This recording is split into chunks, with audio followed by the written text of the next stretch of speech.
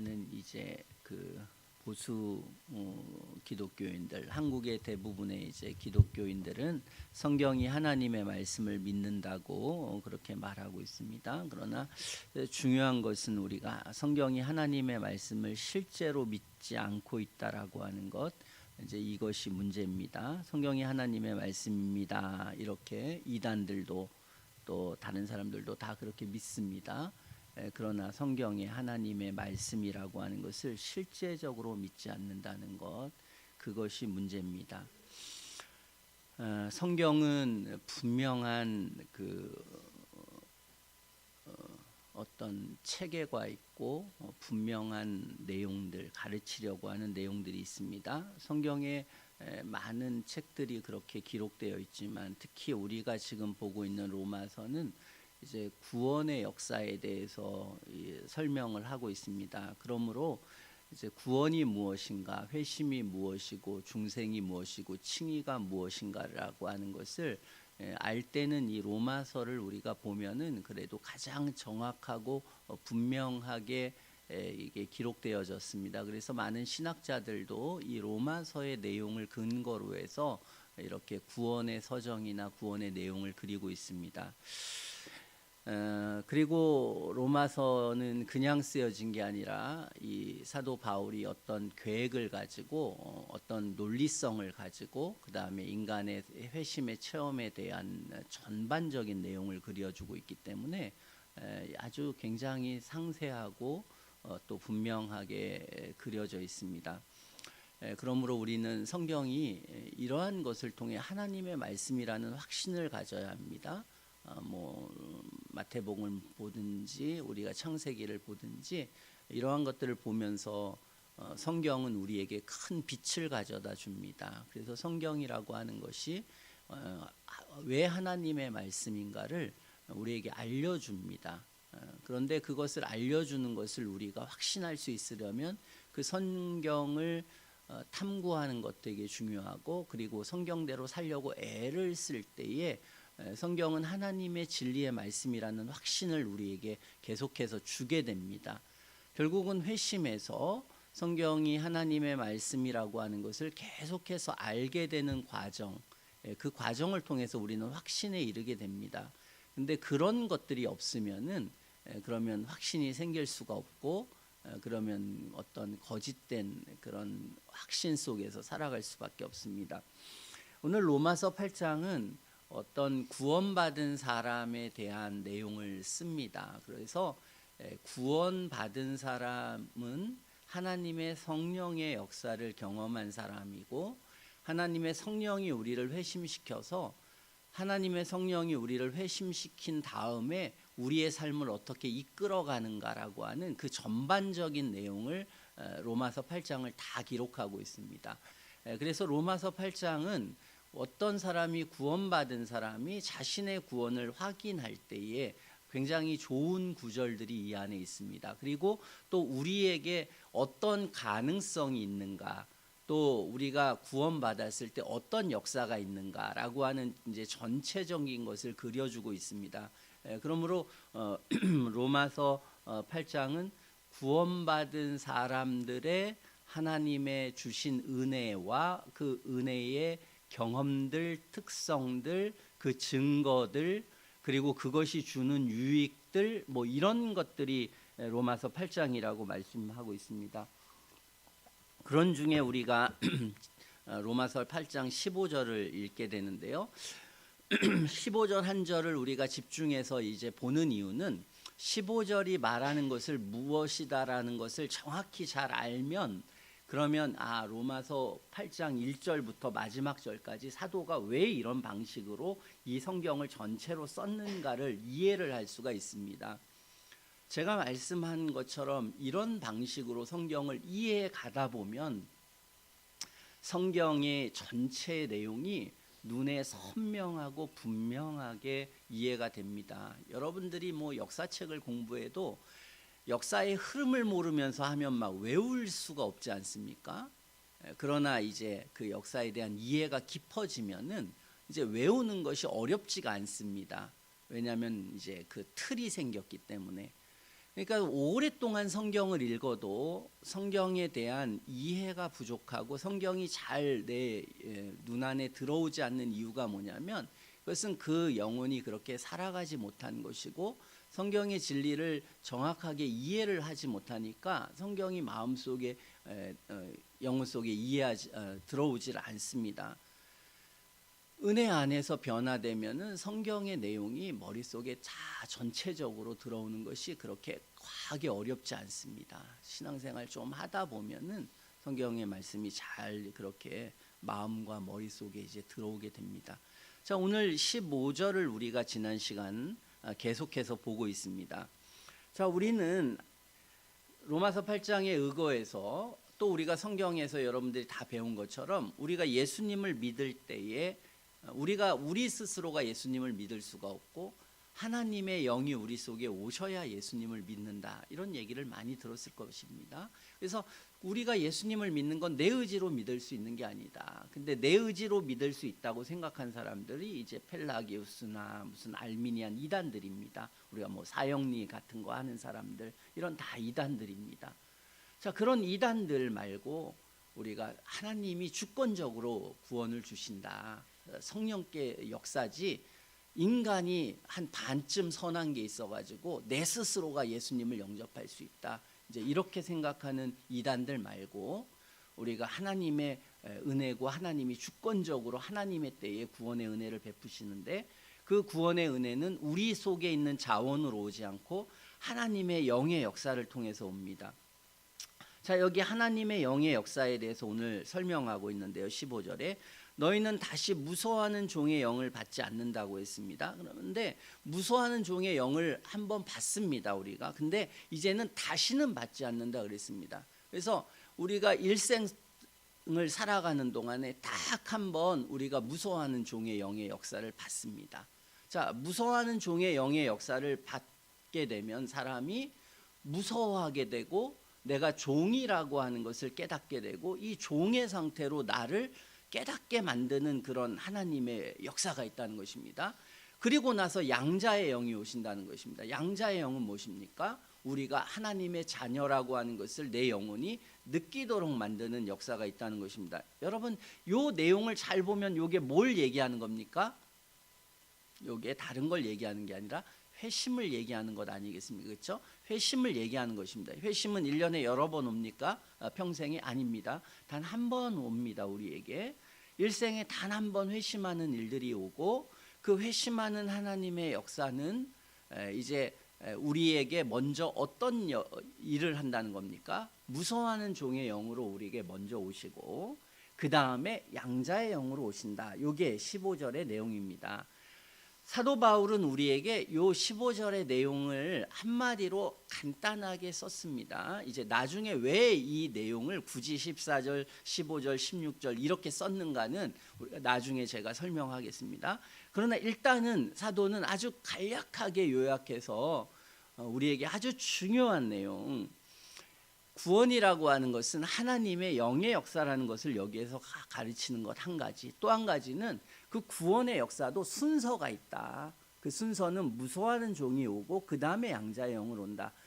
저나 여러분들이 오늘 이 성경 구절에서 깨달아야 될 게 이 두 가지입니다. 이 두 가지를 여러분들이 분명하게 깨닫는 필요가 있습니다. 자, 이것을 우리는 회심이다 이렇게 말하는데요. 그 회심이라고 하는 단어를 예를 들어서 신천지가 씁니다. 또는 뭐 구원파가 씁니다. 사형리주의자들이 회심이란 단어를 씁니다. 똑같은 단어일까요? 다른 단어입니다. 하나님이라는 것을 유대인이 씁니다. 기독교인도 씁니다. 같은 하나님이라고 하지만 불교인들도 무슨 여러 가지 유교인들 뭐 전부 다 하나님에 대한 얘기를 하지만 그 하나님은 같은 하나님입니까? 다른 하나님입니다. 오늘 같은 하나님이면 구원받은 사람입니다. 그러나 다른 하나님이기 때문에 그것은 다른 것입니다. 그러므로 이단이나 알미니안주의자들이나 펠라기우스들이 그런 어떤 것을 가지고 돌트 회의라고 하는 걸 통해서 이단이라고 했습니다. 알미니우스를 신학교 교수였습니다. 같은 신학교 교수였는데 이 사람이 어떤 것들을 자꾸 가르치는데 예정에 대한 내용이 다르고 회심에 대한 내용이 다르고 성령의 역사에 대한 이해가 완전히 달랐습니다. 그럼 신앙생활 안 한 사람이 아닙니다. 신학교 교수로서 아이들을 가르치고 신학적 학문을 세우면서 그 사람이 어떤 사람인지 드러난 것입니다. 이 사람은 완전히 잘못돼 있다. 근데 이 잘못돼 있는 게 그냥 우리가 그럴 수도 있어. 이지가 부족하고 생각이 좀 달라서 잘못돼 있어요. 그럼 이단이라고 했겠습니까? 그게 아닙니다. 굉장히 심각하다 이렇게 느꼈습니다. 누가? 경건한 사람들이. 오늘날은 이단이라고 하지 않습니다. 순복음교회도 이단이라고 하려다가 통합 측에서 이단 얘기를 했다가 강력하게 이게 부딪힘을 받습니다. 정광훈이라고 하는 사람도 그 대신 측에 제가 이제 그 신학교에서 가르치는 그 사람을 얼마 전에 만났는데 이제 이단이라고 하는 것을 자기가 올리려고 했었다. 그러나 굉장히 정치적이고 세력적인 이 강하게 그것을 막는 것들이 굉장히 강해서 결국 그렇게 하지 못했다고 그렇게 이야기를 합니다. 그러니까 과거에 경건한 사람들은 그렇게 굉장히 신앙을 보호해야 되는 것 굉장히 중요하게 여겼습니다. 그러나 지금 이 시대는 그렇게 뭐 누가 구원받고 구원에 대한 내용이 그렇게 중요한 세대가 아닙니다. 그냥 사람들은 그냥 교회 오고 사람 모으면 되고 이게 뭐 신천지 아니겠습니까? 그렇기 때문에 한 사람 한 사람의 구원에 대한 것을 그렇게 중요하고 크게 여기지 않는 시대이기 때문에 온갖 잡다한 신학과 내용이 교회 안에 파다하고 뭐 합동측 교회도 막 구원파로 가고 뭐 이렇게 되는 이유는 그들의 신학이 분명하지 않아서 그런 것입니다. 자, 오늘 우리는 그냥 기본적인 것을 먼저 이것을 계속해서 살펴보기 전에 기본적인 것은 알아야 되기 때문에 여러분들이 기본적인 것을 좀 알았으면 좋겠습니다. 이제 이걸 우리는 구원의 요소 또는 구원의 서정이라고 부르는데요. 자, 구원, 성경이 말하는 구원에 대해서 어떤 신학자들이나 아니면 성경에서 그 용어들이 있습니다. 그래서 그 용어들 가지고 그 사람들이 어떤 구원의 과정이 있다는 것입니다. 그 과정을 이제 간단히 이제 설명한 것, 우리가 그것을 구원의 서정이라고 하는데요. 오늘 이제 뭐 구원의 서정에 대해서 굉장히 많은 책들이 쓰여졌고 많은 어떤 그 생각이 있는데요. 특별히 이거는 오늘은 이제 그 벌콥이라고 하는 사람과 존 머리라고 하는 사람 그런 사람에 의해서 이제 정의된 내용을 간단하게 하겠습니다. 자, 구원받을 때 가장 먼저 있는 일이 무엇입니까? 그걸 우리가 하나님이 뭐 하시는 것? 부르신다. 그래서 소명이라고 부르심이라고 그렇게 말합니다. 자, 부르심. 제일 먼저 있는 일이 부르심이라고 하는 것입니다. 자, 하나님이 부르십니다. 우리가 구원을 받으려면은 먼저 기본적인 믿음이 있어야 합니다. 처음부터 갑자기 어떤 예수님을 영접하고 이런 게 아닙니다. 그런데 대체적으로 뭐 사형리 하는 사람들은 그냥 전도할 때 아무나 가가지고 그냥 자신들이 있는 틀 가지고 이렇게 이제 막 전하지 않습니까? 그렇게 해서 믿음이 생기질 않습니다. 자, 그 기본적인 믿음이 있습니다. 기본적인 우리가 그 기본적인 믿음을 뭐라고 했냐면 우리가 사도신경이나 뭐 니케아 신경이나 아다니아스 신경이나 이런 신경을 만든 사람들은 어떤 기본적인 우리가 알아야 될 이건 우리가 구원받을 때 어느 만큼의 지식이 필요한가라고 하는 그런 학자들의 수많은 그 논의가 있었지 않겠습니까? 당연히. 그랬을 때 학자들의 결론은 그것은 인간이 정할 수는 없다.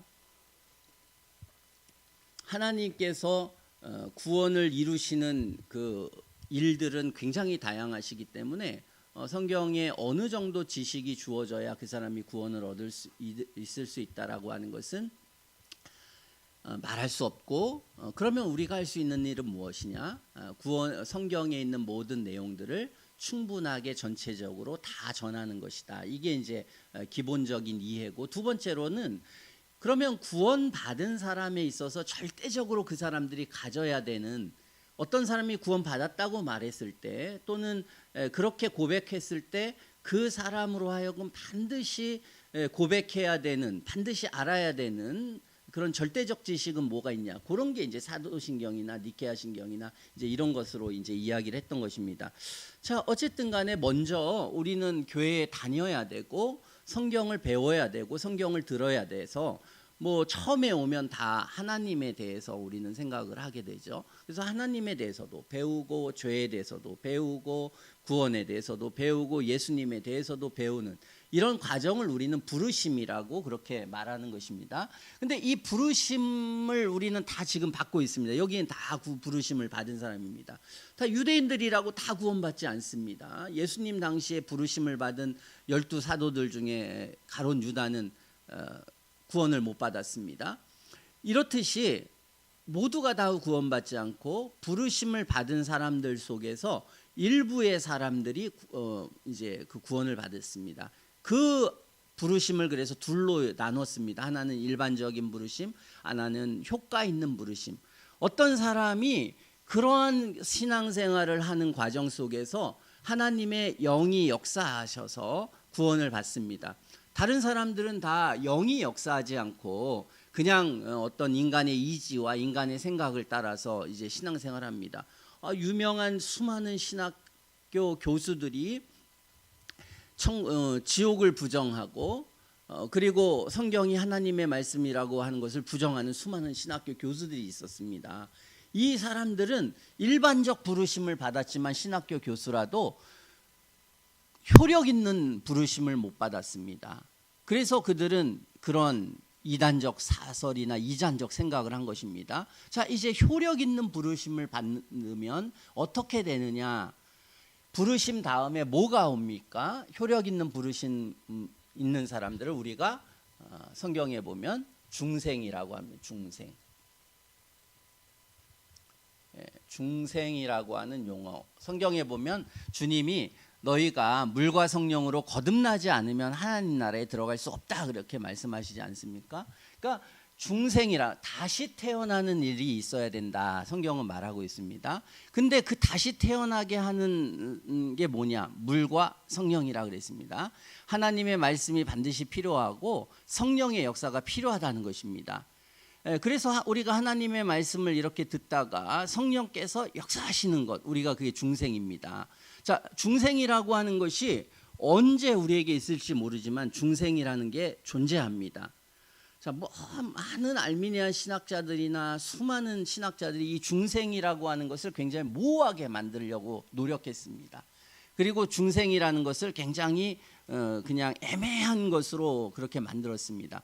성경에 보면 그리스도 안에 있으면 새로운 피조물이라 이전 것은 지나갔으니 새 것이 되었다 그랬지 않습니까? 그러니까 성경은 구원 이전과 구원 이후를 굉장히 크고 놀랍게 생각을 합니다. 굉장히 큰 것으로 설명을 합니다. 그러나 수많은 이단들은 그것을 자꾸 축소해 왔습니다. 그래서 구원이라고 하는 것을 그냥 인간적인 어떤 지식을 아는 것, 아니면 울고 뭐 감정적인 경험을 하는 것, 아니면 어떤 뭐 술을 끊고 담배를 끊고 뭐 어떤 의지적인 것을 이렇게 축소해 왔습니다.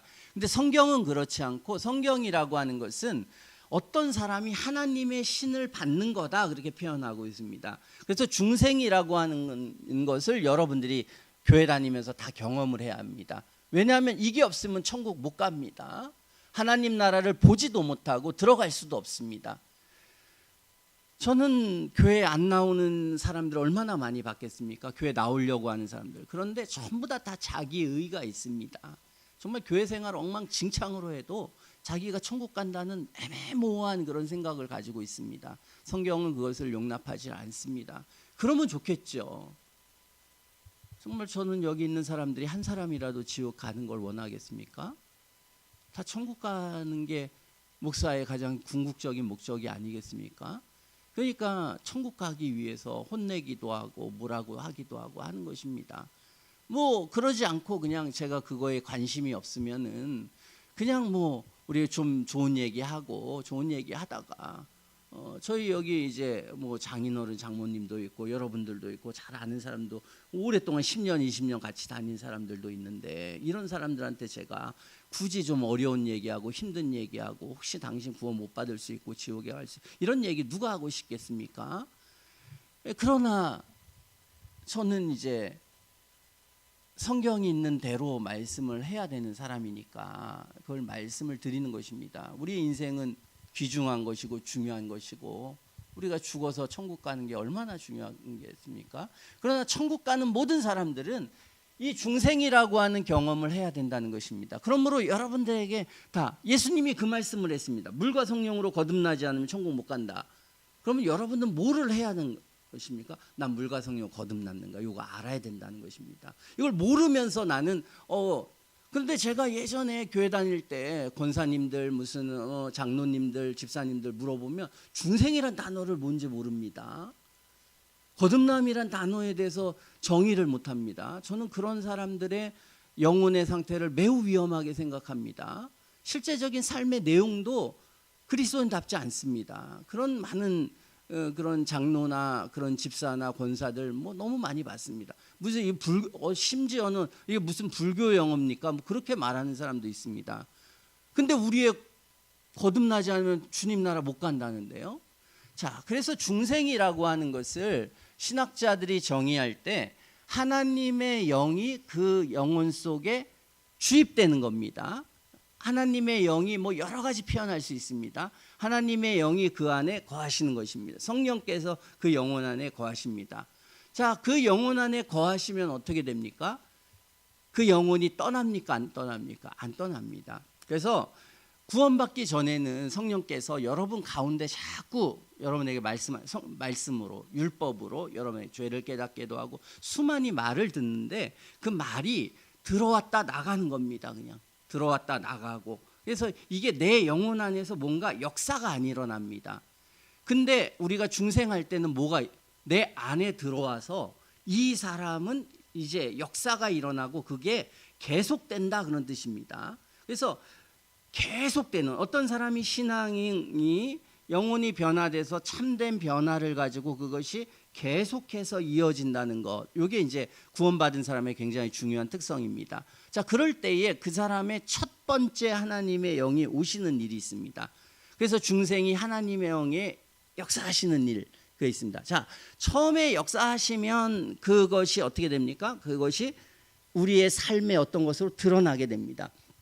그런데 성경은 말하기를 이제 중생이라고 하는 것은 우리가 하는 겁니까? 하나님이 하는 겁니까?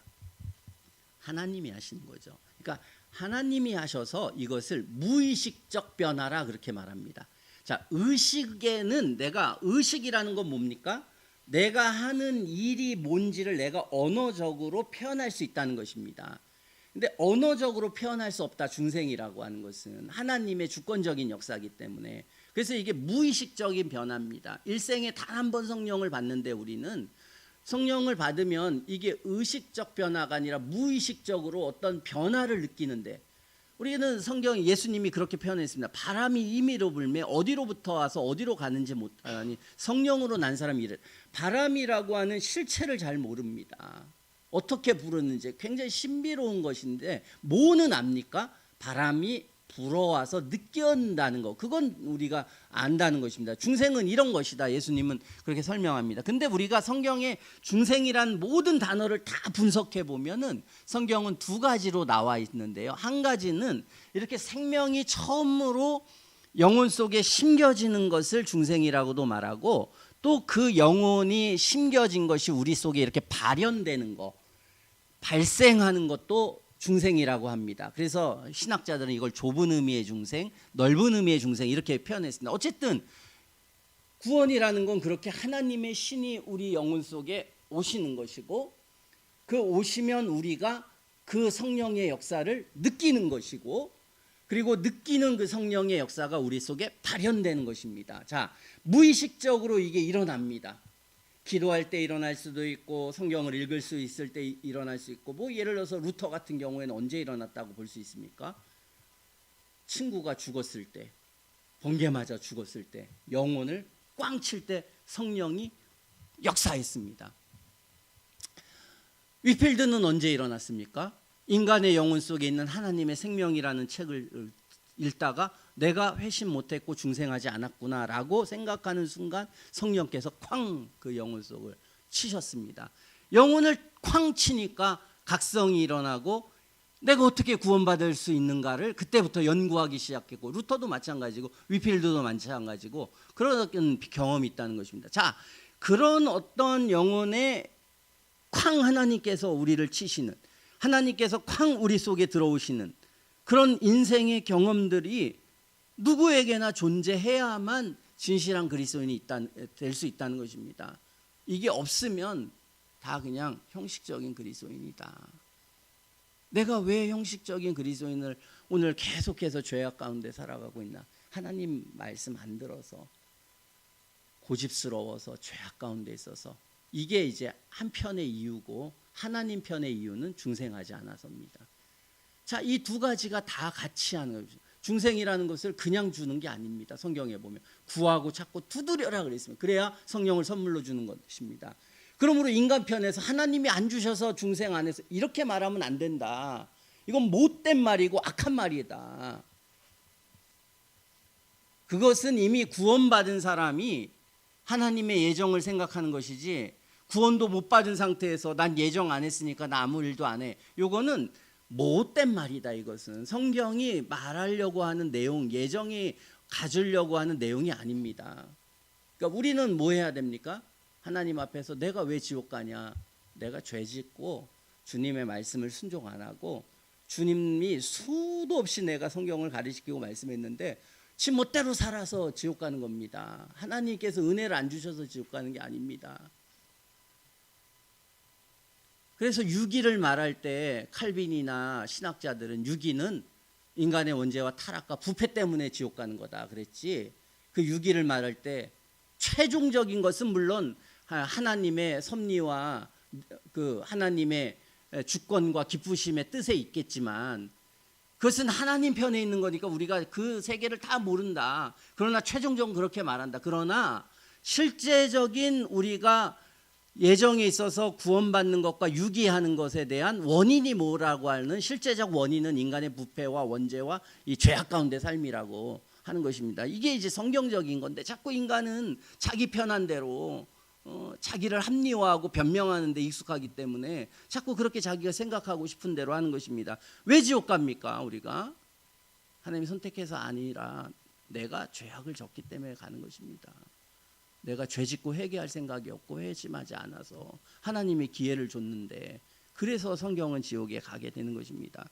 자, 우리는 이런 중생이라는 게 있고, 중생은 누구에게 주어지냐? 성경에 의하면 구하고 찾고 두드리면 성령을 선물로 주시지 않겠나? 하나님의 약속이 있지 않습니까? 하나님의 약속이 있으니까 우리는 그 약속을 받기 위해. 그럼 왜 어떤 사람이 중생 안 합니까? 안 하니까. 하나님의 약속의 뜻을 안 지키려고 하고 애쓰지 않으니까 성령이 역사할 기회가 없는 것입니다. 그러나 모든 하나님의 사람들은 다 루터가 대충 신앙생활 하지 않았습니다. 정말 애쓰고 노력하고 힘쓰는 과정 속에서 하나님 역사하셨습니다. 개차반으로 살았어도 개차반 산 이후의 삶에 있어서 그의 마음속에는 하나님의 은혜를 구하려고 하고 자신의 죄악에 대한 인식과 내용 속에서 있었고, 그런 과정 속에 고민하는 가운데 하나님이 그런 속에 역사하십니다. 자, 어쨌든 그렇게 하나님이 역사하시는데, 자, 이런 중생이라는 것이 이제 오고, 이게 우리 속에 의식의 상태로 이제 오게 되면 그 의식을 하게 됩니다. 그것이 어떤 걸로 의식이 되느냐? 성경에 그걸 우리가 회심이라 그렇게 말합니다. 회심. 그러니까 이거는 무의식적 변화라면 회심은 뭡니까? 의식적 변화입니다. 의식적. 그러니까 어떤 사람이 중생했는지 안 했는지 뭐를 통해서 합니까? 이걸 통해서, 회심이라고 하는 걸 통해서 합니다. 중생은 무의식적 변화지만 회심이라는 건 의식적 변화이기 때문에 어떤 우리 영혼이 의식할 수가 있습니다. 정확하게 그 내용을 우리가 추론할 수 있고 알 수 있습니다. 그래서 회심이라고 하는 것은 일생에 단 한 번 일어나는데, 회심은 뭐로 되어 있는가?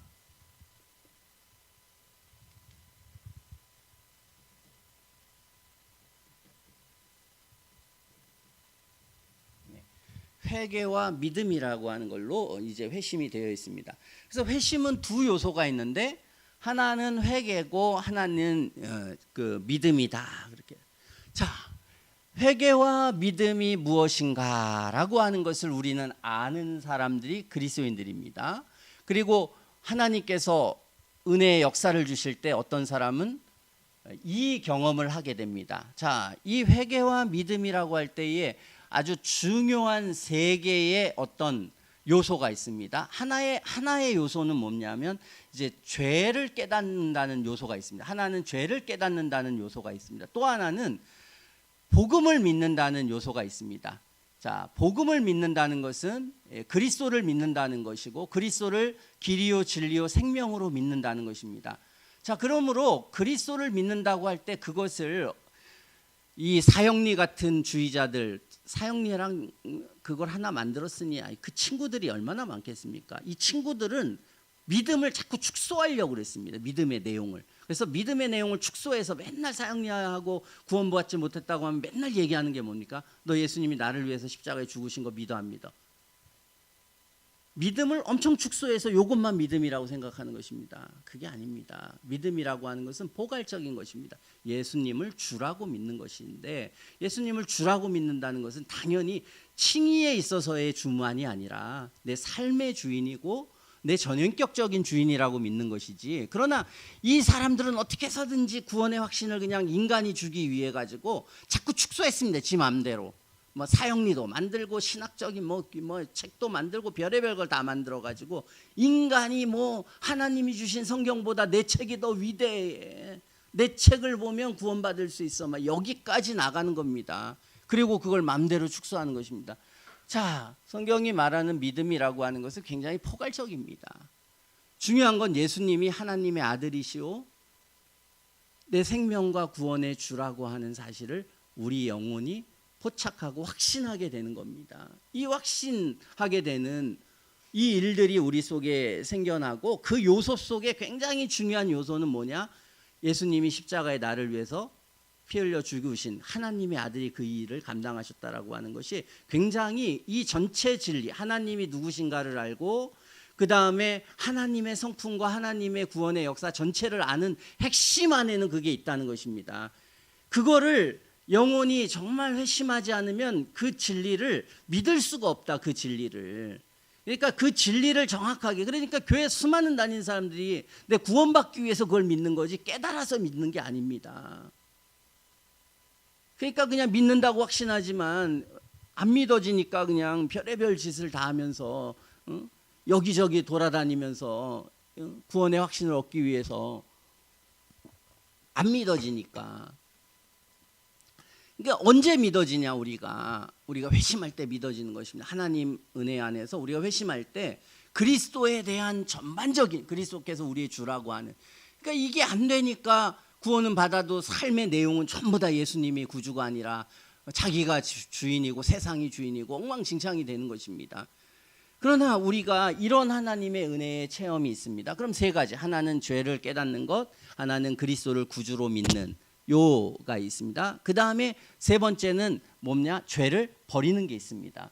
그래서 세 가지 요소를 이렇게 분석한 것이 그래도 가장 깔끔하고 좋게 분석했습니다. 그래서 죄를 깨닫는 것, 그 다음에 뭡니까? 그리스도를 믿는 것, 세 번째 죄를 버리는 것. 이러면은 우리가 회심의 세 요소가 있습니다. 회심의 세 요소는 다른 게 아닙니다. 하나님이 중생하시면 죄를 깨닫게 되는 요소가 있고 뭡니까? 그 다음에 그리스도를 믿는 요소가 있고 그 다음에 뭡니까? 죄를 버리는 요소가 있습니다. 요 안에 다 들어와 있습니다. 성경의 모든 용어가 이 안에 다 들어와 있습니다. 자, 그럴 때에 이제 굉장히 중요한 것이죠. 이게 죄를 깨닫는 것과 그 다음에 그리스도를 믿는 것과 그 다음에 죄를 버리는 것, 이 세 가지는 굉장히 중요한 요소입니다. 자, 그렇기 때문에 어떤 사람이 회심한 사람이나 아니면 회심하려고 하는 사람들은 이 내용이 중요할까요? 안 중요할까요? 여러분이 성경 읽을 때 제일 중요한 내용이 뭡니까? 이 세 가지를 아는 거고 중생을 아는 거고 이게 제일 중요한 것입니다. 왜? 성경에서 제일 중요하게 여깁니다. 이거 자체를. 저 창세기부터 계시록까지 계속해서 하나님은 요거 하려고, 여러분 창세기에서 계속 하려고 하는 게 뭐예요? 죄를 깨달으려고 하는 게 끊임없이 나오고 그 다음에 뭡니까? 예수 그리스도가 주시라고 하는 언약의 말씀을 끊임없이 계속 주시고 계십니다. 그리고 우리에게 요구하는 게 뭡니까? 하나님의 율법을 지켜라, 행하라, 뭐 계속해서 신명기까지 그걸 반복해서 합니다. 그러므로 성경 전체가 이것으로 되어 있습니다. 그래서 이것에 대해서 관심 없는 사람들 누굽니까? 알미니안들, 무슨 뭐 이런 무슨 이단들, 이런 사람들 이것에 대해서 관심이 없고 이걸 축소하거나 이것을 이제 간단히 하거나 이제 성경대로 안 하는 것입니다. 이게 그걸 우리가 알미니안이라고 하는 것입니다. 왜? 그들은 인간의 역사니까, 인간이 회개하고 인간이 예수님을 믿고, 이러니까 뭐 이제 그러니까 사형리에 무슨 죄를 깨닫고 그리스도를 믿고 삶을 변화를 해서 진짜 회개가 그게 있습니까? 그게 없는데 구원의 확신을 주지 않습니까? 사형리는 인류가 만든 가장 악한, 교회가 만든 가장 악한 책 중에 하나입니다. 그리고 그 신학자들은 지옥의 가장 밑구녕에 갈, 지옥 갈 가장 밑구녕에 갈 존재들입니다. 신천지 안 그렇습니까? 신천지가 교회를 살리는 데입니까? 교회를 죽이는 데입니까? 자, 그러므로 진지한 것입니다. 심각한 것입니다. 제가 왜 이렇게 가끔 그런 교회에 다녔기 때문에, 그런 교회를 다녀보니까 이 인간들이 진짜 정말 겁 하나 없이, 두려움 하나 없이 하고 싶은 말 막 하고 아무렇게나 말하고 아무렇게나 하는 그런 사람들이 너무 많아서 다 그렇게 신앙생활을 하고 다 그 구원받았다고 구원의 확신을 가지고 교회 생활하니까 그 교회가 아니라 거기는 그냥 사단의 회고, 그냥 인간의 욕망과 욕심과 내용이 가득하면서 그런 것이 다 되어 있었는데도 불구하고 전부 다들 뭐 찬양한다고 기도한다고. 그러니까 중요한 것입니다. 그러므로 세 가지, 죄를 깨닫게 하는 것. 여러분들이 청교도의 책을 다 읽어보면 그 사람들의 특징이 뭡니까? 이걸 정의하기 위해서 애썼습니다. 도대체 죄를 깨닫는 게 무엇이냐, 죄를 깨닫는 게 무엇이냐 하는 것을 회개라는 책을 다 펼쳐보면 다 이게 회심의 역사 속에서 죄를 깨닫는 것과 그 다음에 회심하지 않는 일반적인 사람이 죄를 깨닫는 것에 대한 차이, 이것을 극명하게 알게 하기 위해서 굉장히 노력했습니다. 근데 알미니안들이 이걸 알겠습니까? 해본 적이 있어야지, 자기가 경험한 적이 있어야지, 사람의 영혼의 구원에 대한 관심이 있어야지 해보는 거죠. 이걸 그러니까 알 수가 없는 것입니다. 자, 죄를 깨닫는 것에 대해서 집중했습니다. 이 사람들은 성경을 열심히 읽고 성경을 분석했고, 그리고 나서 사람들의 수많은 목회를 했습니다.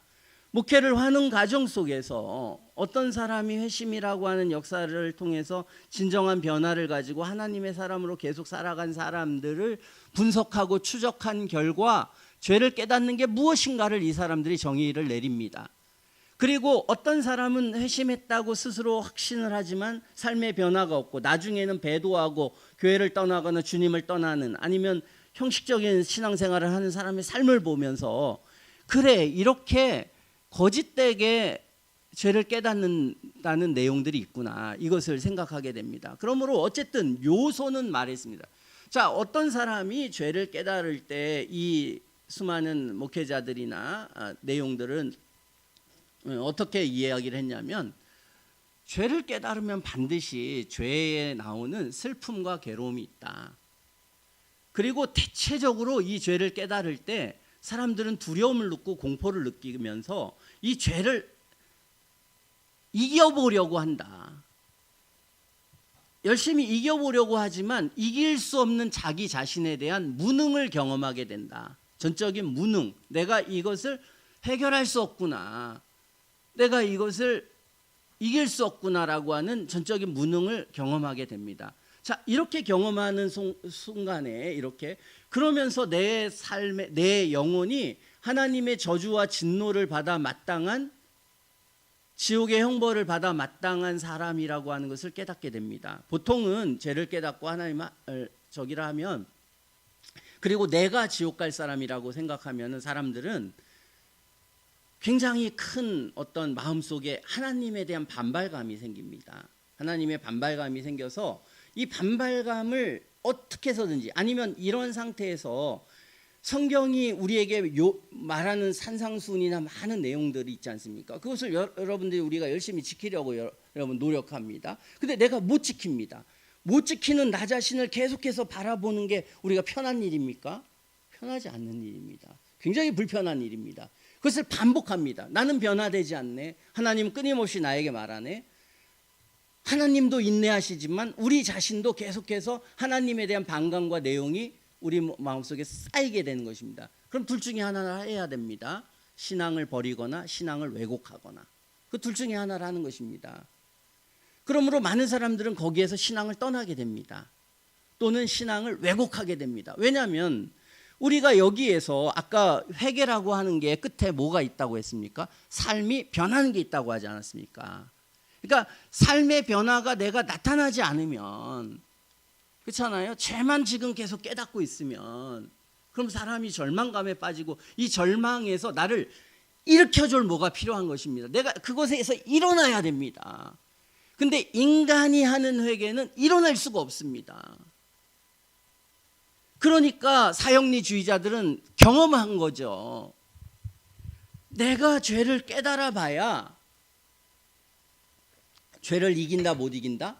못 이긴다가 결론이 이미 난 겁니다. 그러니까 뭐만 하는 겁니까? 예수님이 우리의 죄를 용서해 주셨다라고 하는 그것만 집착하는 것이지, 예수님께서 우리를 죄와 사망의 법에서 해방하셔서 그리스도인다운 삶을 살아갈 수 있는 능력을 주신다는 것은, 그것은 구원받은 이후에 언젠가 일어나는 일이야. 그래서 이제 모든 오순절교회는 그렇게 예수님을 영접하는 단계, 그 다음에 성령 세례 받는 단계, 이렇게 단계를 놔둔 겁니다. 왜? 그런 경험이 없으니까, 그렇게 안 되니까. 그런데 참된 회심은 죄를 깨닫게 합니다. 자, 죄를 깨닫게 하고 그걸 이겨보려고 해서, 그걸 우리가 성경에 전적 무능이라고 그렇게 표현하지 않습니까? 전적인 무능이다. 이런 전적 무능의 상태에 들어가면, 오늘 무슨 영이라고 했습니까? 무서워하는 종의 영이라고 했지 않습니까? 무서워하게 된다. 누구를? 하나님을. 하나님의 전주와 진노를 느낀다.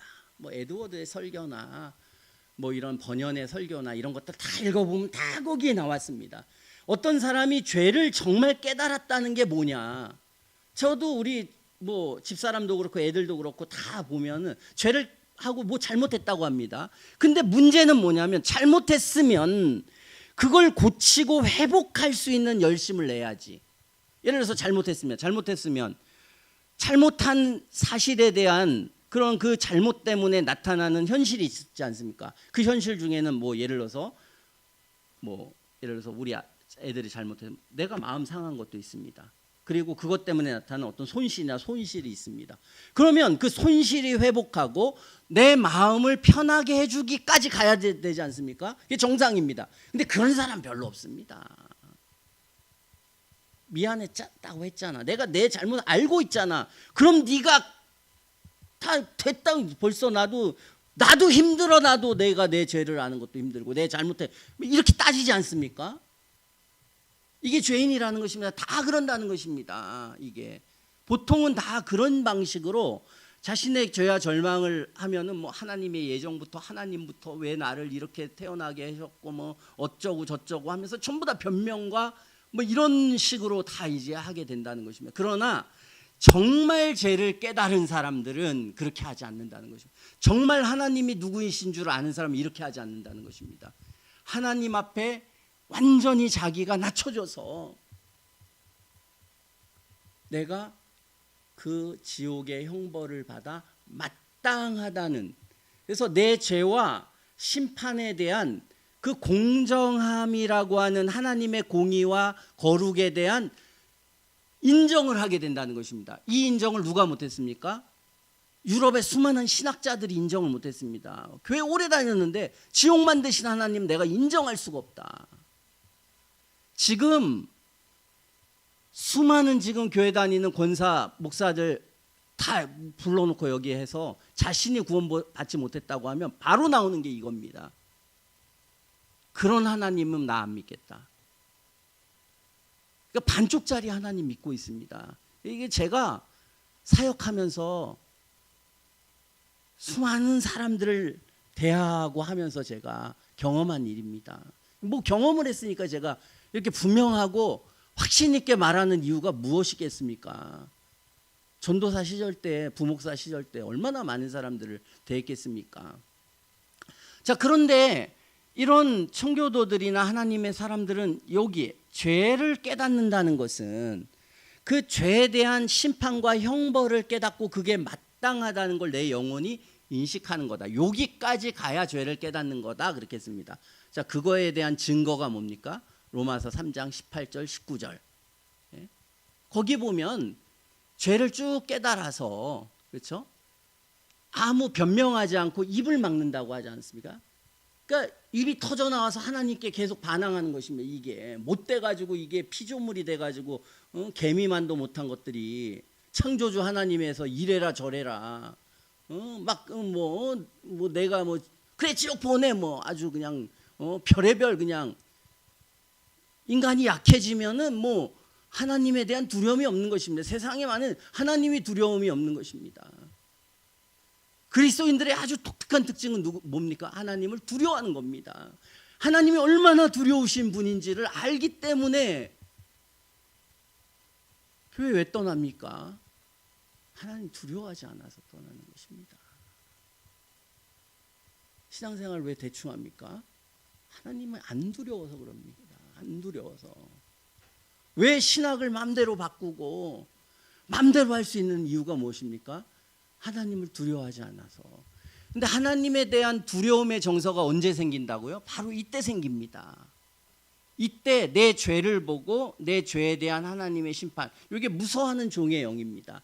그래서 그 영혼이 아주 강렬하게 영혼 속에는 성령이 오실 때 이 무서워하는 종의 역사라고 하는 것에 대한 인식을 갖게 된다라고 하는 것을 굉장히 누가 강조합니까? 휘필드나 다 이걸 경험한 사람들은 그 설교집이나 그 사람들이 하는 모든 책들을 보면 이 내용을 계속해서 강조합니다. 계속해서 죄를 깨닫는다는 것은 자신이 죄로 말미암아 영원한 심판을 받는다는 것을 깨닫는 게 굉장히 죄를 깨닫는 요소 중에 중요한 것의 하나다.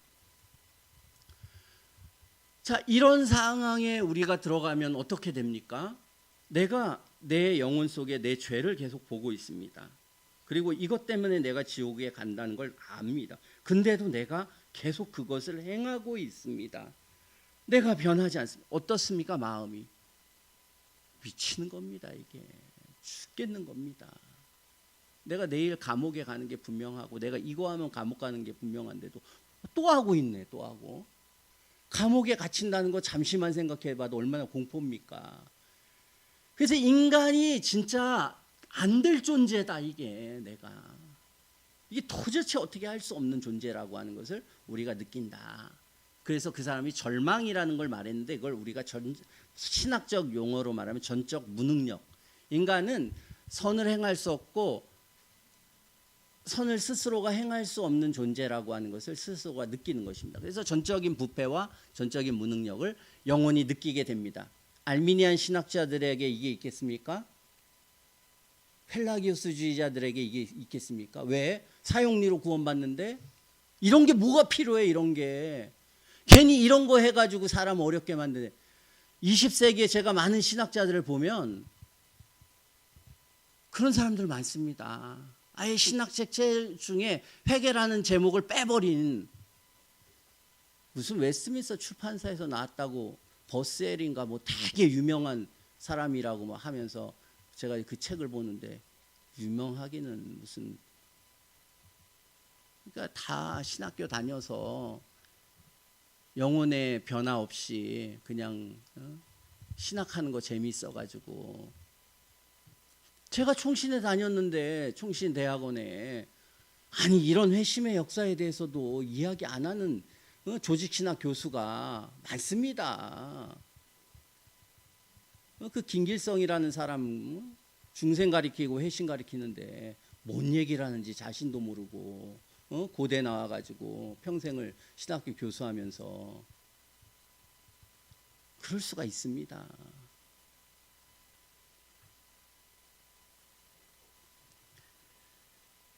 자, 어쨌든 이들은 이렇게 생각했습니다. 자, 이렇게 생각하고 그럼 영혼이 극심한 무서워하는 종의 영을 받습니다.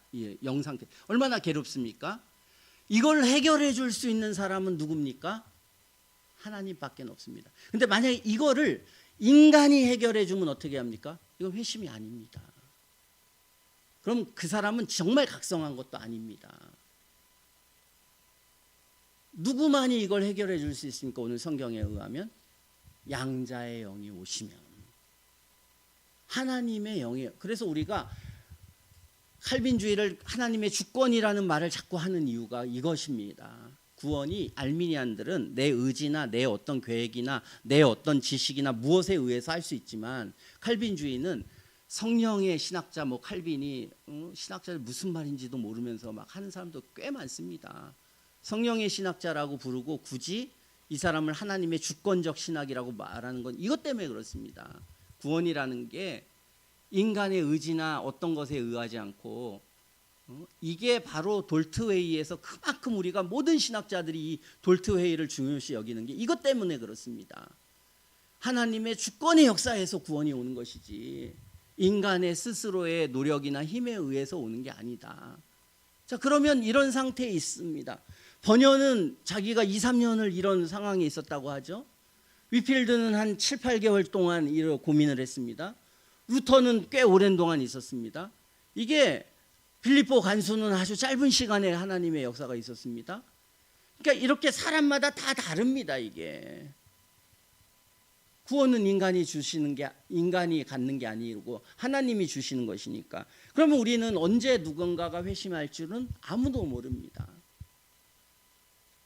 정말 아무리 오래 평생을 신앙생활하고 하나님 말씀 읽어도 죽기까지 그냥 진노의 하나님 거부하고 난 사랑의 하나님만 믿는다. 이런 신학자들이 그렇게 죽지 않습니까?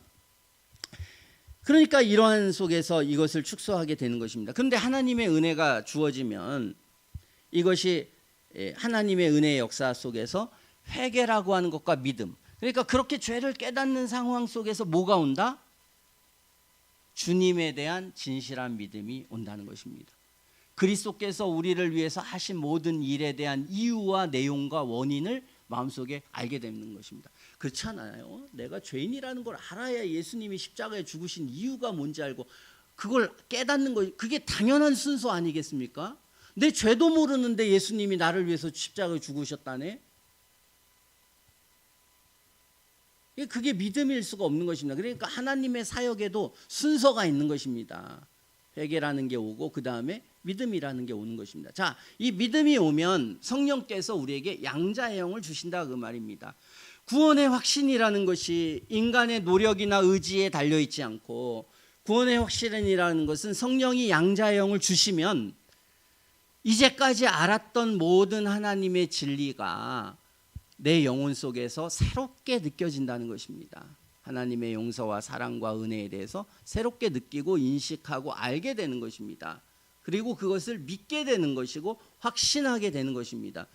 믿게 되고 확신하는 일이 생긴다. 그래서 구원은 믿음이라는 건 그럴 것이다, 그런 것 같다, 확률이 아니라는 것입니다. 성경은 바랄 수 없는 중에 바라고 믿는 것입니다. 사람들은 이해가 안 된다. 아브라함이 어떻게 그 아들이 죽었다가 이렇게 죽고 다시 살아나는 그런 일들이 일어나느냐. 아브라함의 그 나이에 어떻게 자식이 생겨나느냐. 이건 기적적, 있을 수 없는 일이다 이렇게 말하지만, 그러나 하나님께서 그런 기적적인 역사를 허락하신다는 것입니다. 그거를 뭐 했습니까? 아브라함이 확신했습니다. 우리는 그리스도를 확신하고 천국과 지옥을 확신하고 하나님의 진리의 말씀을 확신하는 것입니다. 언제?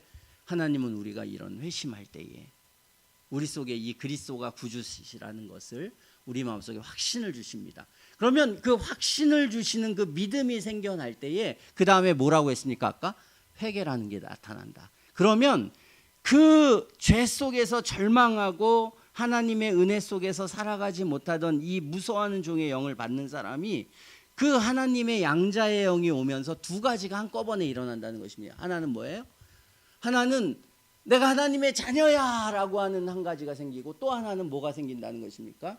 내가 이 종에서, 죄의 종에서 해방되었다. 그리스도 안에 있으면 새로운 피조물이라. 이게 같이 온다는 것입니다. 우리 영혼 속에. 근데 그것을 그냥 딱 잘라서 죄책에서만 구원받지 죄의 세력과 오염에서 구원받지 않는다. 이게 오늘날 이제 그런 알미니안 신학이고 수많은 그런 사형리하는 사람 신학이고 그런 신학입니다. 왜 우리나라에 이 알미니안 신학이 이렇게 파다하게 펴졌습니까? 미국 교회의 영향을 받아서 다 선교 단체에서 다 신앙생활해서 내비게이터, CCC 다 신학이 이 신학입니다. 알미니안 신학입니다. 그러니까 그런 데서 다 회심을 경험했기 때문에, 그렇기 때문에 이런 역사에 대해서 알지 못하고, 그래서 나중에 그렇게 양육받은 사람들이 나중에 보면은 이상한 신학이 되어버리거나, 아니 그렇게 회심했으면 교회 떠나지 말아야 되는데 교회를 떠나고 신앙을 떠나고 이런 사람이 막 생기는 것입니다. 그럼 성도의 견인이 부정되는 것입니다. 성도의 견인이 무엇입니까? 자, 이 다음에 회심. 다음에 뭐가 있습니까? 회심 다음에 있는 일이 칭의가. 칭의라는 건 뭡니까? 하나님이 의롭다고 여겨주시는 것입니다. 예수님의 의를 기초로 율법의 모든 요구가 충족되었다고 죄인에 대해서 하나님이 선언하시는 것입니다. 하나님이 선언을 언제 하느냐? 우리가 죄를 깨닫고 그리스도를 믿을 때에 하나님이 선언하십니다. 너 칭의 받았어. 이렇게. 예수님이 우리 죄를 위하여서 십자가에 죽으셔서 우리의 구원의 모든 것을 다 완성시켰습니다. 그러나 누구나가 다 천국에 가지 않습니다. 누구만 천국 갑니까? 믿는 사람만. 하나님은 이 회심, 결국은 이 회심의 전체적인 내용에 회개해야 구원받는다, 믿어야 구원받는다, 성경에 보면 다 나와 있습니다. 그러니까 이게 절대적인 요소고, 어떤 사람이 진정으로 믿을 때에 그 사람은 죄를 용서받습니다. 과거, 현재, 미래의 죄를 용서받습니다. 죄를 용서받고 그리스도를 믿어도 죄가 없습니까? 아닙니다. 그리스도를 믿어도 죄가 있습니다. 연약함이 있습니다. 그래도 하나님은 의롭다고 여겨주십니다. 왜? 이 구원은 다 하나님이 주신 거니까. 우리에게 나오는 의지나 내용과 내가 선함과 아닌 것으로 하나님이 판단했으면 우리는 다 지옥에 가는 것입니다. 그러나 구원은 처음부터 누가? 중생도 하나님이 시키셨고 회심도 하나님이 시키셨습니다. 그렇게 하나님이 회심시키신 사람은 이제 칭의 받습니다. 하나님이 어떤 사람이 구원을 내가 너 회심했으니까 구원 받았어 라고 말하고, 아유 너가 잘못 사니까 취소할게, 이게 말이 되겠습니까? 그럼 하나님이 능력이 있으신 분입니까? 하나님이 변치 않는 영원한 분입니까? 근데 어떤 사람 보니까 회심했다고 말하는데 엉망진창으로 삽니다. 왜 그렇습니까? 회심 안 했으니까. 우리는 뭐라고 합니까? 성경에 보면 성령이 내주하신다고 그러지 않습니까? 성령이 내주하면 내주한 티가 나야죠. 증거가 있어야지. 말로만 내주한다고 하면 말이 안 되지 않습니까? 그래서 내주하면 칭의 받으면 그 다음에 뭐다? 성화. 성화가 이루어집니다. 어떤 사람이 칭의 받으면 그 다음엔 거룩한 삶이 시작됩니다. 그래서 거룩한 삶이라고 하는 것은 클 수도 있고 작을 수도 있고 연약할 수도 있고 강할 수도 있지만, 분명한 것은 그리스도인들에게는 성화라고 하는, 거룩하다고 하는 어떠한 증거와 표지가 있다. 그러므로 모든 구원이 뭔지 아는 사람들, 모든 하나님의 사람들은 다 뭐에 관심이 굉장히 많았겠습니까? 구원의 증거가 뭐지? 어떤 게 구원의 증거야? 뭐가 거룩이야? 여기에 관심이 많습니까? 안 많습니까? 이거에 관심이 없는 사람이 구원받은 사람일 수 있을까요?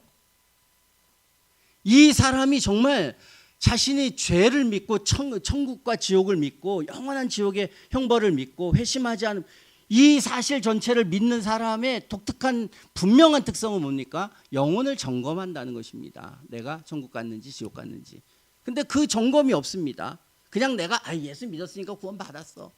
이렇게 말하는 사람들 지옥 갈 확률이 99.9%다. 아무리 못 배워도 왜? 성경이 그렇게 말하니까. 거룩함이 없이는 아무도 주를 보지 못하고 이런 일을 행하는 자는 하나님 나라를 유업으로 받지 못하리라. 한두 구절 있는 게 아닙니다.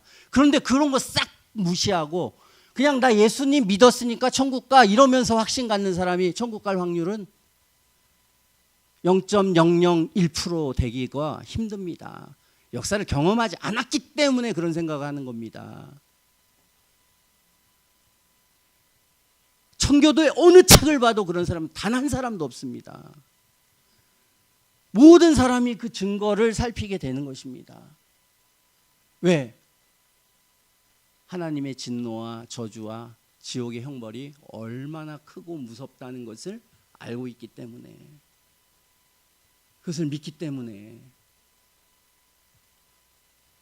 그리고 그리스도께서 주신 은혜의 풍성함과 능력을 알고 있기 때문에, 그렇기 때문에 그 사람들은 그 증거에 목을 맵니다.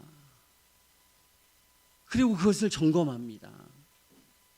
브레이너드도 얼마나 성결하고 괜찮은 사람이었는지 회심하기 전에도 막 그냥 살았는데 회심에 그냥 놀라운 체험을 하고도 다음날 일어나서 내가 구원받지 않은 것 같다. 성령의 역사가 너무 약해졌다 하면서 고민합니다. 그리고 막 다시 기도하고 다시 증거를 찾고 내가 오늘 하루는 하나님의 은혜 속에서 살았다. 그러든지 또 몇 달 지나서 내에서 막 확신이 떨어지고 내가 구원받지 못한 사람 같다. 웨스민스터 신앙 고백서에 보면 이런 경험을 합니다. 그런데 이 거짓된 확신은 그냥 그런 경험이 없습니다. 확신이 너무 강해가지고 그냥 나 하나님 감사합니다. 뭐 내가 사형리 통해서 내 구원받은 사람이고 뭐 그 다음부터는 의심하면 뭐 마귀가 주는 거라고. 웨스민스터 신앙 고백서 한번 확신 편에 한번 읽어보지도 않고 책 한번 제대로 보지 않고 성경 한번 제대로 보지 않고 사도 바울도 자신이 구원의 남에게 전파한 후에 자기가 버림이 될까 두려움이라 사도도 그렇게 성경에 고백하지 않았습니까? 자, 그러므로 저나 여러분들이 굉장히 중요하게 여겨야 되고 아는 것은 무엇입니까? 회심의 역사는 누구의 역사다? 성령의 역사다. 오늘 이걸 제가 반복해서 말한 것입니다. 오늘 15절이 말한 것처럼 이것은 인간의 역사가 아니라 누구의 역사다? 하나님의 역사고 성령의 역사다. 성령께서 하시는 일이지 우리 자신이 하는 일이 아니다. 그러나 하나님은 우리 자신에게 모든 인간에게 의무를 줬습니다. 그 의무는 뭐냐? 회개하고 믿어라. 하나님의 율법을 통해서 죄를 깨닫고 죄에 대해서 슬퍼하고 죄에서 벗어나기에 애쓰는 것, 이게 인간이 해야 될 최소한의 죄를 갚을 수 있을 정도의 회개는 못합니다. 우리가 그런 슬픔은 할 수도 없습니다. 그러려면 다 어떻게 해야 됩니까? 지금 정말 수도원에 가야 될지도 모릅니다. 이 죄 갚으려면 정말 매일 성경 읽고 기도해야 하고 뭐 그것만 해야 될지도 모릅니다. 정말 날 희생해가지고 그냥 다른 사람 모든 사람을 위해서 오늘 전부 다 거지처럼 살면서 그래야 될지도 모릅니다. 그래도 못 갚을 겁니다. 그런데 하나님은 그렇게 우리에게 갚지 않으시고 그냥 죄를 회개하고 슬퍼하고 깨닫고 하나님의 저주와 진노를 느끼는 이거 해야 된다. 아니면 지옥 가야 마땅하다. 이것도 안 하면 이것은 변명의 여지가 없고 아무것도 없다. 그리고 그리스도께서 우리를 위해서 하신 이 하나님의 거룩하고 풍성한 하나님의 일에 대하여 깨달아야 되고 감사해야 된다. 주님이 나를 믿으라고 그렇게 간절히 우리를 불러서 이 죄에 종된 삶에서 벗어나서 주님을 믿으라고, 주님을 구주로 삼으라고, 주님 안에는 평안이 있고 생명이 있고 하나님의 은혜가 있다고 아무리 설득해도 아유 그게 무슨, 난 피곤해, 정말 신앙생활하는 거 피곤하고 나 내가 있는 대로 살 거야 그냥.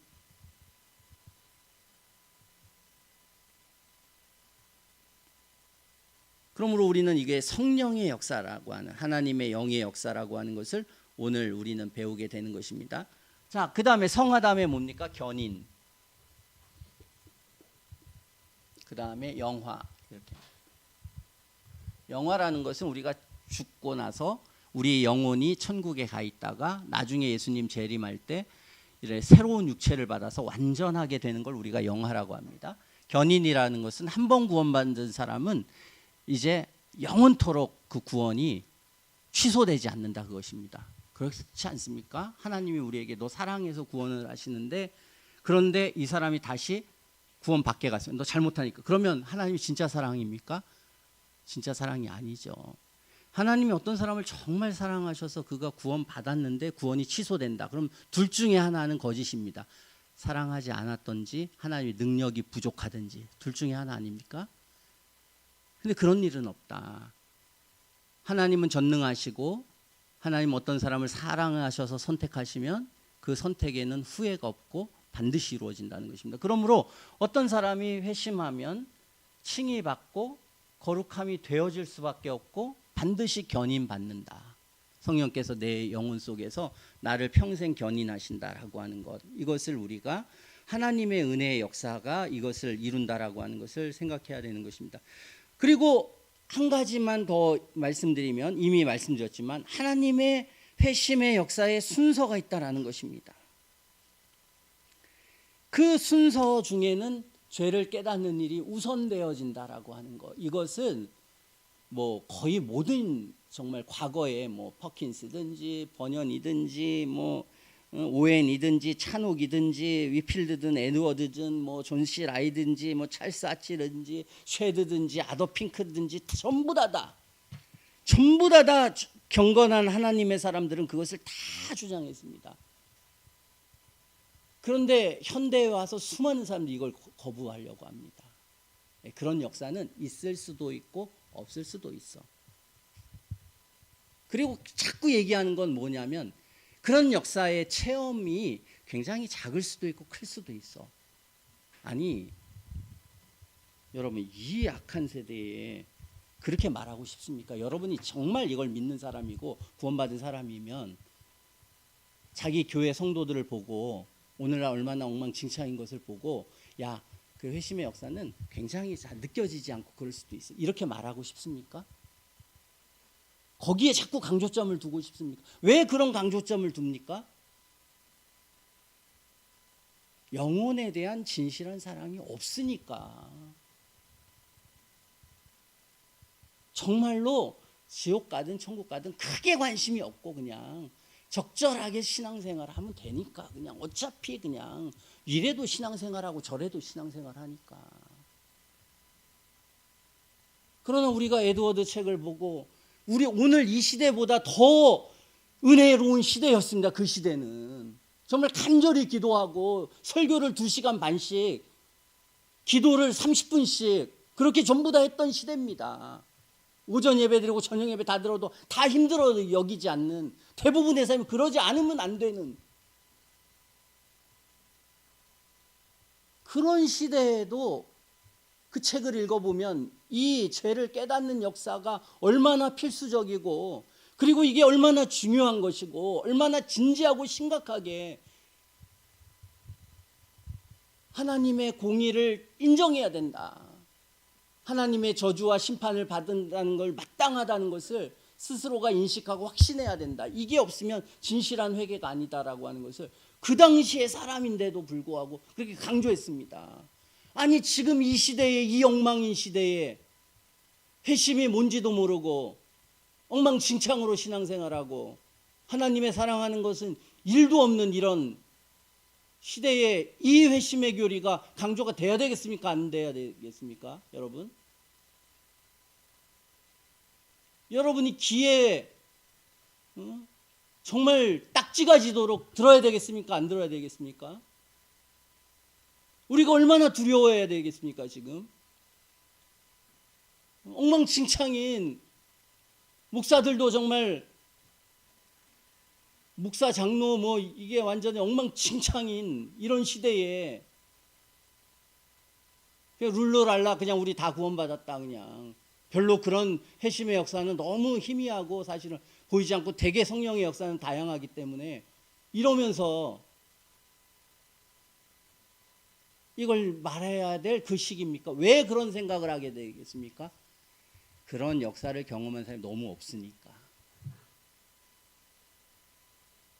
그리고 자신도 그런 경험이 없으니까. 성경도 별로 확신하지 않으니까. 그러니까 좀 편안하게 그냥 별로 우리가 뭐 그렇게 이 성인도 됐고 어른도 됐는데 무슨 강압이야 강압은. 아유 하나님도 강압하고 목사도 강압하고 뭐 신앙생활 자유롭게 하는 거지. 무슨 그 하나님의 어미와 거룩 안에서 겸손해야 되고 뭐 목사의 권위가 있어야 되고 교회에는 권위가 있어야 되고 그 권위 아래 순종하고 복종하고 따라야 되고 왜? 뭘 두렵기는 그냥 대통령도 뭐 법도 안 두려워하고 사람도 안 두려워하고 다 두려워하지 않는 얼마나 자유로운 시대인데 뭐. 그러니까 우리는 너무 그래서 지지난 시간에 우리가 배웠습니다. 하나님을 섬길 때에 기쁘게 섬기라 하기 전에 히브리서 12장 28절 29절에 또 두렵고 떨림으로 너희 구원을 이루라고 했고 하나님은 소멸하는 분이심이라 말씀하면서 우리가 경건함과 두려움으로 하나님을 기쁘시게 섬길지는 있습니다. 그러므로 이 두려움의 요소가 우리 속에 생겨나는 거 이게 되게 중요한 은혜입니다.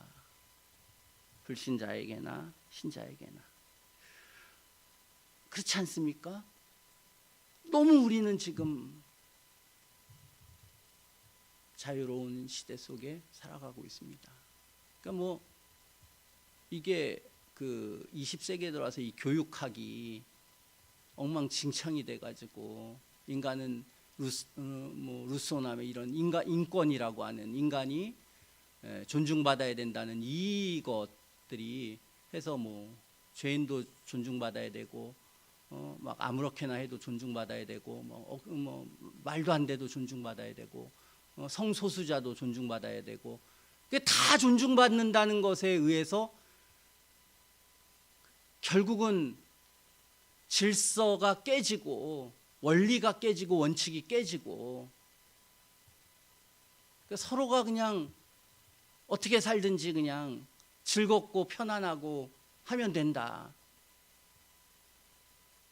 이게 지금 우리의 삶의 가치관이고 내용입니다. 그러므로 전반적으로 우리는 하나님의 성경의 진리로부터 너무나 전체적으로 벗어나 있는 세상 속에서 살아가고 있습니다. 그러니까 이 세상의 깊은 속에 교회도 빨려 들어가고 교회도 거기에 그냥 거의 맞춰가지 않으면 그리고 미친 인간들이 뭐 미국의 퓰러 신학교를 세워가지고 교회가 세상과 가까워지는 방법에 대해서 그걸 지금 만든 거 아닙니까? 거기에서 미친이라고 표현하는 게 너무 작은 표현입니다. 정말 이러한 우리는 세대에 살고 있습니다. 여러분들이나 회심하지 않고 구원의 확신이 없는 사람들은 계속해서 이걸 구해야 합니다. 내 죄를 깨닫고 내 죄를 회개하고 하나님 앞에 용서받는 은혜의 경험 속에서 주님 안에서 진실하고 은혜롭게 살아가는 그 삶의 형태에 변화되는 게 인생의 숙제입니다. 그리고 인류 전체에 주님은 이 희망과 소망을 주셨습니다. 오늘 우리가 정치, 경제, 트럼프도 보고 우리나 엉망진창입니다. 예수 그리스도를 믿는 건 이 온 세상의 소망입니다. 이혼율이 급증하고 수많은 죄악과 어둠이 아이들의 영혼과 삶의 영혼 속에 가득한 이 세상 속에 아무리 물질 문명이 발달한다고 인간이 행복해지는 게 아닙니다. 하나님은 이 세상의 유일한 소망은 그리스도 안에서 사람들이 회심하고 그리스도를 믿는 거. 온 세상이 그렇게 믿으면 정말 이 세상이 완전히 새로운 세상이 됩니다. 정말 행복한 세상, 좋은 세상이 옵니다.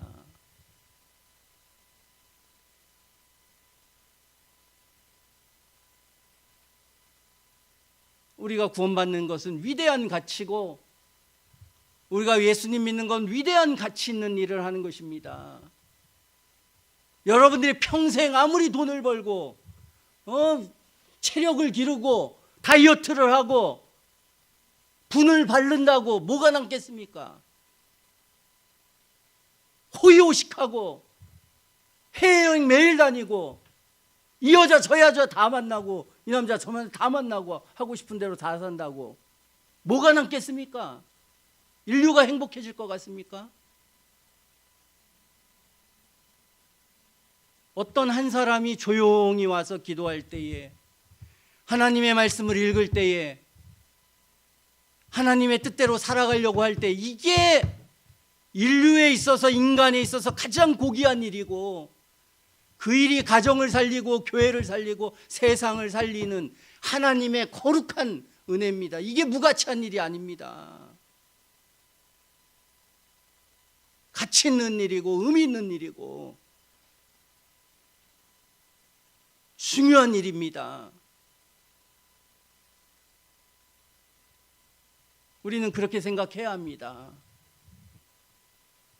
하나님이 주신 우리 인생에 주신 그리스도는 복이요 생명이요 은혜다. 쓸데없는 거 많이 알아봐야 인생이 행복해지지 않습니다.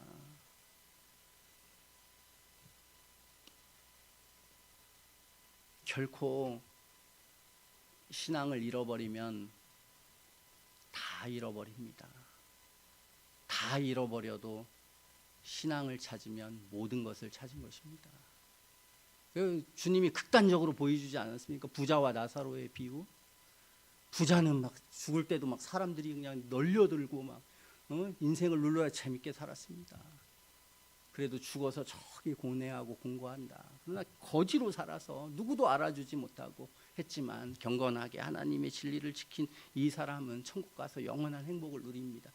그것뿐만이 아니라 이 세상에서도 그것은 의미 있고 가치 있는 일이다 생각하고 회심해야 된다. 우리는 죄를 깨닫고 죄에 대해서 무서워하고 하나님의 심판에 대해서 무서운 하나님의 역사가 우리가 성경을 읽고 기도한 이 역사가 내 마음속에 막 일어나고 그것 때문에 내가 두려워하고 괴로워하는 이건 이 죄악된 모든 인간에게 주시는 하나님의 우리를 향한 사랑입니다. 이게 나를 신앙생활하게 하고 이게 나를 주님을 깨닫게 하고 진리를 깨닫게 하는 영혼의 역사입니다. 이게 없이 여러분들은 그냥 쉽게 편안하게 진리를 듣고 진리를 배우고 그래서 그리스도인이 되면 제가 훨씬 더 한 30분 내로 훨씬 더 깔끔하고 아주 여러분의 귀에 즐겁게 설교할 수 있습니다.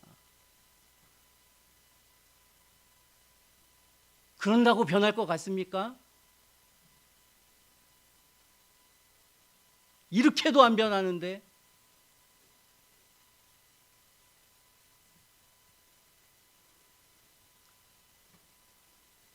그러므로 그렇게 가야 된다. 우리는 그 경험을 해야 된다. 그래야 우리는 예수님 믿고 복된 삶을 살아갈 수 있는 교회 안 다녀도 잘 살 수 있습니다. 그냥 육신적으로는 잘 살 수 있고 얼마든지 살 수 있습니다. 여러분의 인생에 찾아야 합니다. 난 불교도 안 가봤어. 나는 뭐 세상에 종교들이 얼마나 많은데 뭐가 이게 참이라는 거 어떻게 알아? 교회 오래 다녀서 그런 말을 한다는 것은 슬픈 일이고 괴로운 일이고 부끄러운 일입니다. 성경을 읽고 기도하고 하면 여러분들이 제가 여러분보다 머리가 나쁘고 책을 덜 읽고 인문학 책을 덜 읽고 무슨 불교 책을 덜 읽었을 것 같습니까? 그래서 내가 예수님 믿고 따르고 그렇게 할 것 같습니까? 다 여러분이 그렇게 뭐 해보겠습니까? 지금 교회 나가면 그렇게 뭐 진지하게 뭐가 참이다 하고 뭐 열심히 찾아볼 것 같습니까?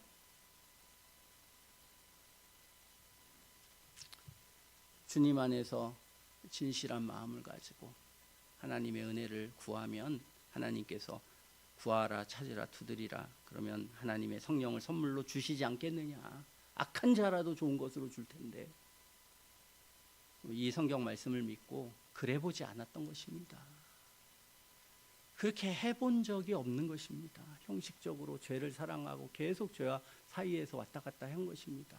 마음 먹고 굳은 마음을 가지고 내 영혼이 천국 가기 위해서 주님의 은혜에서 이 하나님의 은혜의 역사를 꼭 다들 경험해서 자신을 점검할 때 선명하게 주님의 백성이라는 확신을 가지고 신앙생활을 했으면 좋겠습니다. 기도하겠습니다.